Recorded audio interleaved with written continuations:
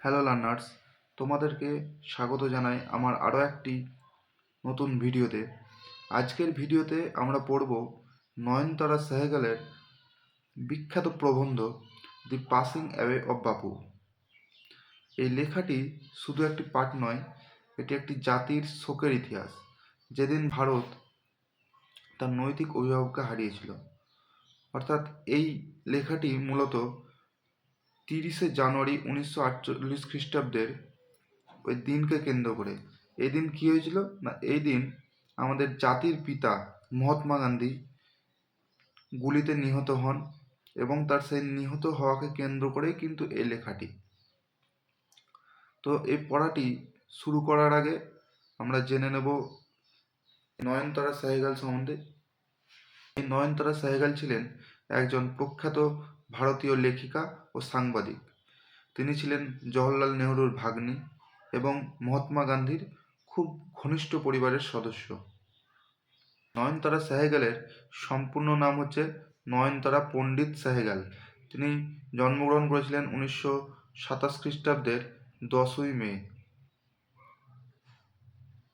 Nayantara Sehgal is one of the first female Indian writers in English to receive wide recognition. এই নয়নতারা সেহগাল হলেন প্রথম ভারতীয় মহিলা ইংরেজি লেখক যিনি ব্যাপক স্বীকৃতি পেয়েছেন। হার ফিকশন, তার কল্পকাহিনী, তার কথা সাহিত্য ডিলস কাজ করে উইথ ইন্ডিয়াজ রেসপন্স, ভারতের প্রতিক্রিয়া to the crisis brought about by political changes. ভারতে যে রাজনৈতিক পরিবর্তন সৃষ্টি হয়েছিল, সেই রাজনৈতিক পরিবর্তনের দ্বারা যে সংকট সৃষ্টি হয়েছিল, সেই সংকটের সাথে তার এই লেখাগুলো ডিল করে। তো তার কথা সাহিত্য রাজনৈতিক পরিবর্তন দ্বারা সৃষ্ট সংকটে ভারতের যে প্রতিক্রিয়া, সেই প্রতিক্রিয়া নিয়ে ডিল করে বা কাজ করে। তিনি জিতেছিলেন দি সাহিত্য একাডেমি অ্যাওয়ার্ড ইন 1986, 1986 খ্রিস্টাব্দে ফর হার নোবেল। তার যে উপন্যাস রয়েছে রিচ লাইক আস, এই উপন্যাসের জন্য তিনি 1986 খ্রিস্টাব্দে সাহিত্য একাডেমি অ্যাওয়ার্ড পেয়েছিলেন বা জিতেছিলেন। দি টেক্সট, এই পাঠ্যাংশটি an extract from Nayantara Sehgal's memoir prison and chocolate cake. তো নয়নতারা সেহগালের যে স্মৃতিকথা, মেমোয়ার মানে হচ্ছে স্মৃতিকথা, প্রিজন অ্যান্ড চকলেট কেক এর একটি অংশ। প্রিজন অ্যান্ড চকলেট কেক নামক তার এই স্মৃতিকথা থেকে এই পাঠ্যাংশটি নেওয়া হয়েছে। Recounts the incidents following the death of Gandhiji. গান্ধীজির মৃত্যুর পরে যে ঘটনাগুলি ঘটেছিল, সেই ঘটনাগুলিকে বর্ণনা করে। It vividly describes not only the author's personal sense of loss, এটি শুধুমাত্র লেখকের ব্যক্তিগত ক্ষতির কথাই বর্ণনা করে না, but also the collective grief of the entire nation, কিন্তু সমগ্র জাতির সম্মিলিত শোকও এখানে প্রকাশ করে at the passing away of Mahatma Gandhi, Mahatma গান্ধীর প্রয়াণে, মহাত্মা গান্ধীর মৃত্যুতে। তো এই লেখাটি শুধুমাত্র লেখকের যে ব্যক্তিগত ক্ষতির অনুভূতি সেটিই নয়, বরং মহাত্মা গান্ধীর প্রয়াণে যে সমগ্র জাতির সম্মিলিত শোক তা বর্ণনা করে এই লেখাটি। তো আমরা অথর সম্বন্ধে জেনে নিলাম। এবার আমাদেরকে এই লেসনটি পড়তে হলে এই লেসনটির ব্যাকগ্রাউন্ড সম্বন্ধে জানতে হবে। তো তারিখ ছিল 13 জানুয়ারি 1948, আর প্লেস ছিল দিল্লি।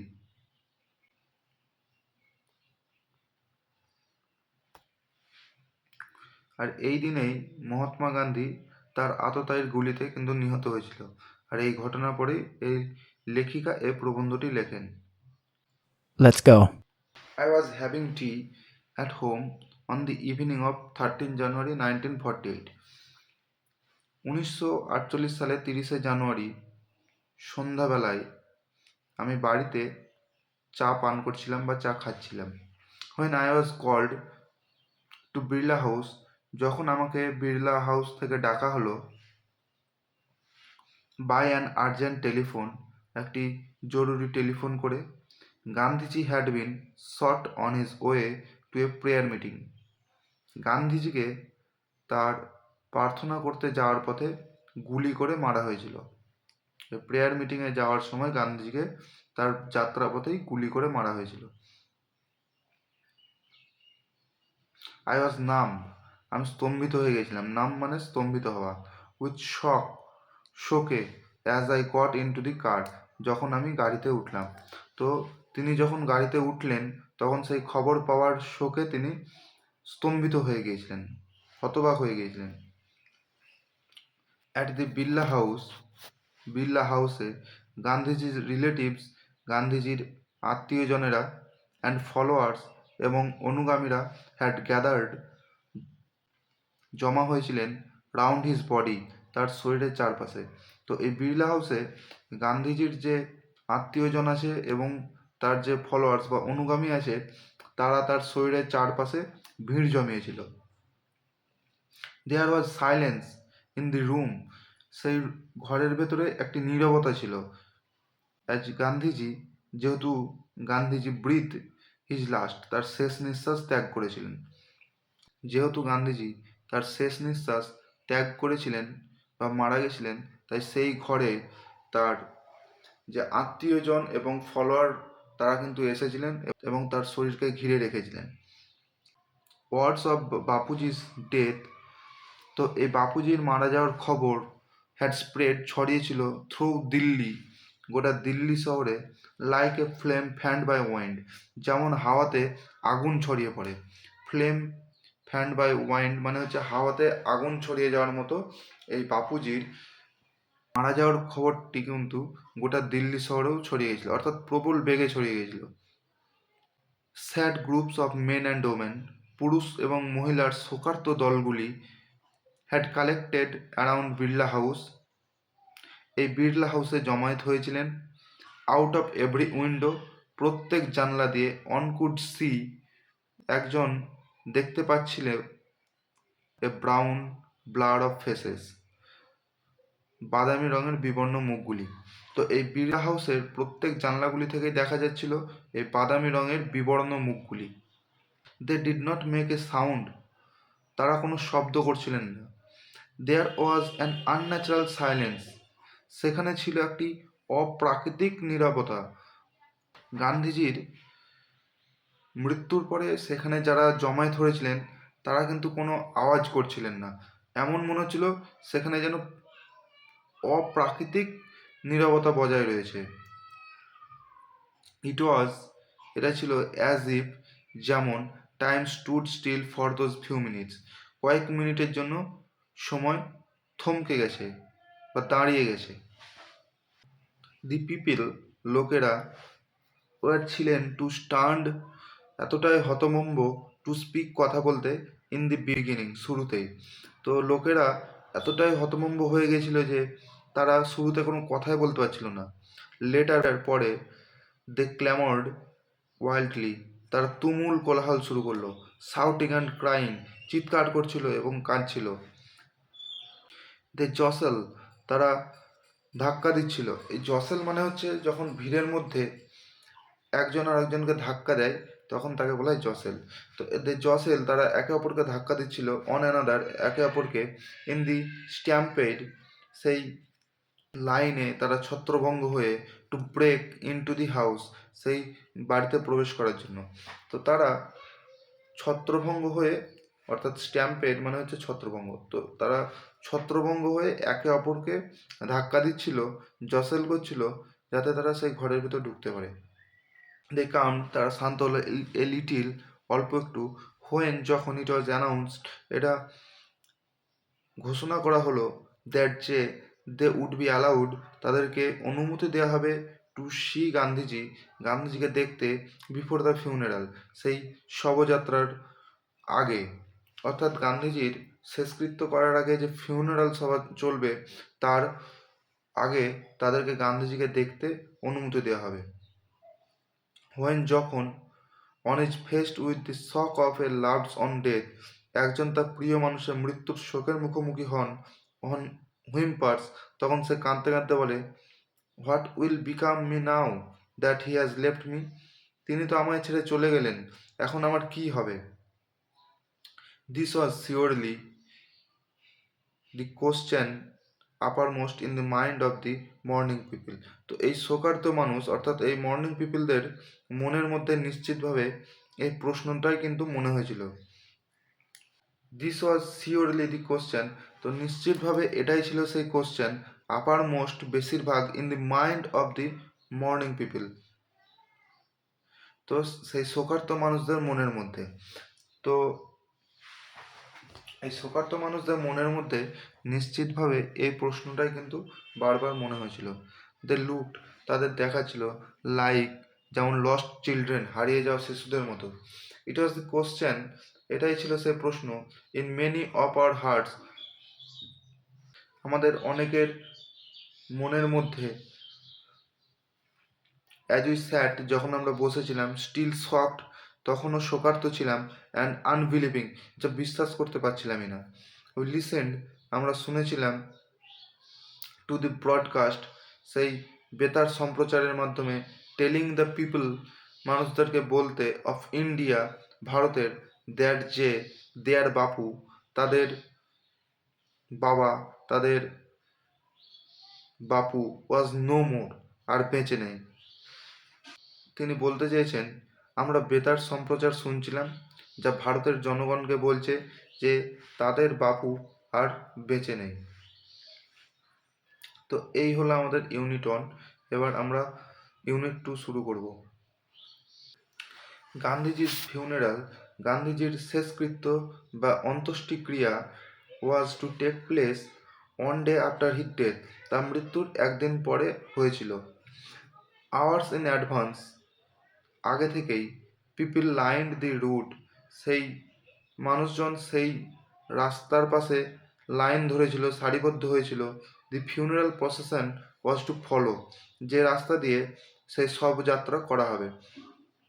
তো আগে থেকেই লোকেরা সারিবদ্ধ হয়ে রাস্তায় দাঁড়িয়েছিল যেখান দিয়ে শবযাত্রা করা হবে।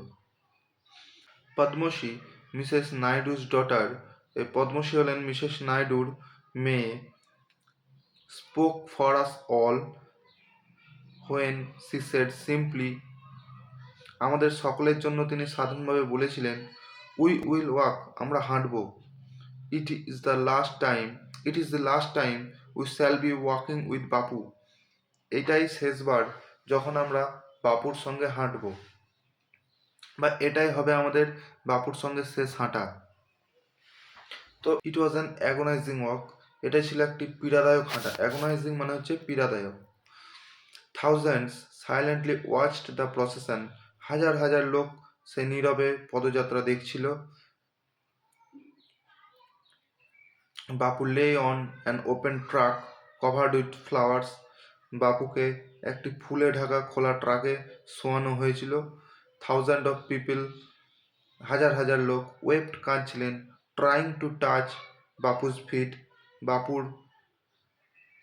পা স্পর্শ করার চেষ্টা করছিলেন। ইট ওয়াজ ইম্পসিবল, এটা ছিল অসম্ভব, টু মুভ, নড়াচড়া করতে, এগিয়ে যেতে, ইন দি থিক ক্রাউড, সেই ভিড়ে। তো সেই ভিড়ে এগিয়ে গিয়ে বাপুর পা স্পর্শ করার চেষ্টা এক অসম্ভব ছিল, মানে এতটাই ভিড় ছিল। As I moved forward slowly, ধীরে ধীরে হাঁটতে গিয়ে, আই আন্ডারস্টুড, আমি বুঝতে পেরেছিলাম, I was not merely in the midst of the grieving people, আমি শুধু কতগুলি শোকার্ত মানুষদের মধ্যে নেই। দিস ওয়াজ ইভেন মোর, এটা ছিল অনেক বেশি, than the funeral procession of India's beloved leader, ভারতের প্রিয় নেতার শোভাযাত্রার থেকেও অনেক বেশি, ভারতের প্রিয় নেতার শবযাত্রার থেকেও যেন এটা অনেক বেশি কিছু ছিল। আই ওয়াজ অ্যামং পিপল, আমি সেই সমস্ত লোকের মধ্যে ছিলাম, for home walking with Bapu had a special meaning, যাদের কাছে বাপুর সঙ্গে হাঁটাটার এক বিশেষ অর্থ ছিল। উই হ্যাড ওয়াকড উইথ বাপু, আমরা বাপুর সাথে হেঁটেছি, over the rough and smooth of India's recent history, ভারতের সাম্প্রতিক ইতিহাসের রুক্ষ এবং মসৃণ পথে। We could not now accept the fact, আমরা এখন সেই সত্যটাকে মেনে নিতে পারছি না, দ্যাট যে, দি ম্যান, যে মানুষ, সেই মানুষটি, who had led us over many difficult paths, যিনি আমাদেরকে অনেক কঠিন পথে নেতৃত্ব দিয়েছেন, was never going to walk with us again, তিনি আর কখনোই আমাদের সঙ্গে হাঁটবেন না। Bapu's slight figure had walked, বাপুর রোগা পাতলা শরীরটা হেঁটেছিল। স্ট্যাফ ইন হ্যান্ড, লাঠি হাতে নিয়ে। Over large part of India, ভারতের একটা বড় অংশে। To walk is to make slow progress, হাঁটা মানে ধীরে ধীরে অগ্রসর হওয়া। It is to think with clarity, এতে পরিষ্কারভাবে চিন্তা করা যায়। অ্যান্ড ক্লোজলি লুক, এবং খুব কাছ থেকেই দেখা যায়।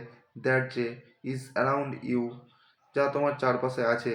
From small insect to the Horizon in the distance, একদম ছোট কীটপতঙ্গ থেকে দিগন্ত রেখা পর্যন্ত। এতে পরিষ্কারভাবে চিন্তা করা যায় এবং খুব কাছ থেকেই সমস্ত কিছু দেখা যায় যা তোমার চারপাশে রয়েছে, একদম ছোট কীটপতঙ্গ থেকে দূরে দিগন্ত রেখা পর্যন্ত। মোরওভার, সর্বোপরি, to walk was often the only way open to average Indian, হাঁটাই ছিল সাধারণ ভারতবাসীর কাছে একমাত্র উপায়। ইট রিকোয়ার্ড নো ভেহিকেল, এতে কোনো যানবাহনের দরকার ছিল না, এক্সেপ্ট, শুধুমাত্র, হিজ ওন বডি, তার নিজের শরীর ছাড়া। And cost him nothing but his energy, এবং তার কোনো খরচাই হতো না, শুধুমাত্র তার নিজের শক্তি ছাড়া। গান্ধীজি টুক দিস নেসেসিটি, গান্ধীজি এটাকে গ্রহণ করেছিলেন প্রয়োজনীয়তা রূপে। As he took much that was common place and transformed it into a joyful effort, কারণ তিনি সাধারণতাটাকে বেশি করে গ্রহণ করেছিলেন এবং এটাকে পরিবর্তন করেছিলেন ইন্টু এ জয়ফুল এফর্ট, একটি আনন্দময়পূর্ণ প্রচেষ্টায়। গান্ধীজির আরও অনেক সাধারণ জিনিসের মতো এই হাঁটার অভ্যাসকেও প্রয়োজনীয় রূপে গ্রহণ করেছিলেন এবং এটিকে একটি আনন্দময় প্রচেষ্টায় পরিণত করেছিলেন। তো এই হলো আমাদের unit 2। Some days after the funeral, অন্ত্যেষ্টির কয়েকদিন পরে, এ স্পেশাল ট্রেন, একটি বিশেষ ট্রেন, টুক গান্ধীজির অ্যাসেস, সেই গান্ধীজির চিতাভস্ম নিয়ে গেল টু এলাহাবাদে। এই এলাহাবাদ হচ্ছে এখন বর্তমানে প্রয়াগরাজ।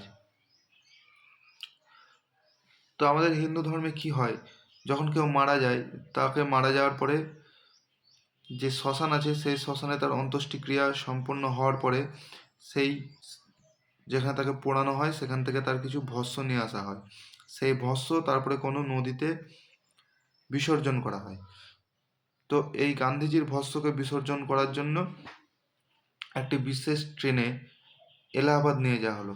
দি কম্পার্টমেন্ট, সেই কামরাটি, ওয়াজ ডেকড উইথ ফ্লাওয়ার্স, ফুল দিয়ে সাজানো হয়েছিল। পিপল অন দ্য ট্রেন, মানুষজন সেই ট্রেনের মধ্যে স্যাং ভজনস, ভজন গাইছিল অর্থাৎ কীর্তন করছিল। People did not weep anymore, মানুষ আর কাঁদছিল না। ফর দে কুড ফিল, কারণ তারা অনুভব করছিল গান্ধীজির প্রেজেন্স, গান্ধীজির উপস্থিতি। Amid the flowers and the songs, সেই ফুল আর সেই গানের মধ্যে মানুষজন আর কাঁদছিল না, কারণ তারা সেই কামরায় যে ফুল আছে আর যে ভজন হচ্ছিল সেই ফুল আর ভজনের মধ্যেই তারা গান্ধীজির উপস্থিতিকে অনুভব করতে পারছিল। অ্যাট এভরি স্টেশন, প্রত্যেক স্টেশনে, সরফুল ক্রাউডস, শোকার্ত মানুষদের ভিড়, ফিল্ড, ভর্তি করে দিচ্ছিল, পূর্ণ করছিল দি প্ল্যাটফর্ম, সেই প্ল্যাটফর্মগুলোকে। তো প্রত্যেকটি স্টেশনের প্ল্যাটফর্মই শোকার্ত মানুষের ভিড়ে পরিপূর্ণ হয়েছিল। Amid song and prayer, the train reached Allahabad, তো গান আর প্রার্থনার মধ্যে দিয়ে ট্রেনটি এলাহাবাদে গিয়ে পৌঁছালো। The ashes was immersed in the Ganges, তো সেই গান্ধীজির চিতাভস্ম বিসর্জন করা হলো গঙ্গা নদীতে। হোয়ার, যেখানে এ হিউজ ক্রাউড, বহু মানুষের ভিড়, হ্যাড গ্যাদার্ড, সমাবেশ হয়েছিল, তারা জমা হয়েছিল, অ্যাট দ্য ব্যাঙ্ক, সেই নদীর তীরে। তো সেই গান্ধীজির চিতাভস্ম বিসর্জন দেখার জন্য কিন্তু প্রচুর মানুষের ভিড় কিন্তু সেখানে জমা হয়েছিল। আফটারওয়ার্ডস এরপর we all went back to Delhi, আমরা দিল্লিতে ফিরে আসি। ব্যাক ইন দিল্লি, দিল্লিতে ফিরে এসে আই ফেল্ট অ্যাট সি, আমি যেন কেমন দিশেহারা বোধ করছিলাম। এই আই ফেল্ট অ্যাট সি এটা হচ্ছে একটি ইডিয়ম। তো আই ফেল্ট অ্যাট সিকে যদি আমরা এমনি কেটে কেটে মানে করতে যাই তো সম্ভব না, কারণ এর একটি আলাদাই মানে আছে। আই ফেল্ট অ্যাট সি মানে হচ্ছে টু ফিল লস্ট বা কনফিউজড বা আনসার্টেন। যখন আমরা কোনো কিছুকে হারিয়ে ফেলি তখন আমরা কি বলবো, আই ফেল্ট অ্যাট সি। তো এখানে দিল্লিতে ফিরে এসে তিনি যেন কেমন দিশেহারা বোধ করছিলেন। I had not directly worked with Gandhiji, আমি গান্ধীজির সাথে সরাসরি হাঁটিনি। গন টু প্রিজন, জেলেও যায়নি। অ্যাট হিজ কল, তার ডাকে। অর মেড অ্যানি স্যাক্রিফাইস, অথবা কোনো ত্যাগও করিনি, স্বার্থ ত্যাগও করিনি। ফর মাই কান্ট্রি, আমার দেশের জন্য। অর্থাৎ তিনি গান্ধীজির সাথে সরাসরি হাঁটেননি, তার ডাকে জেলেও যাননি বা দেশের জন্য কিছু ত্যাগও করেননি, তাও তাকে যেন কীরকম দিশেহারা মনে হচ্ছিল। মাই সিস্টার্স অ্যান্ড আই, আমার বোনেরা এবং আমি, and other young people like me, এবং অন্যান্য অল্প বয়স্ক আমার মতো, হ্যাড বিন মেরিলি অনলুকার্স, কেবলমাত্র শুধু প্রত্যক্ষদর্শী ছিলাম। অনলুকার্স মানে কি? অনলুকার্স মানে প্রত্যক্ষদর্শী, অর্থাৎ তারা দেখেছিলেন গান্ধীজির এই জেলে যাওয়া বা দেশের জন্য স্বার্থ ত্যাগ,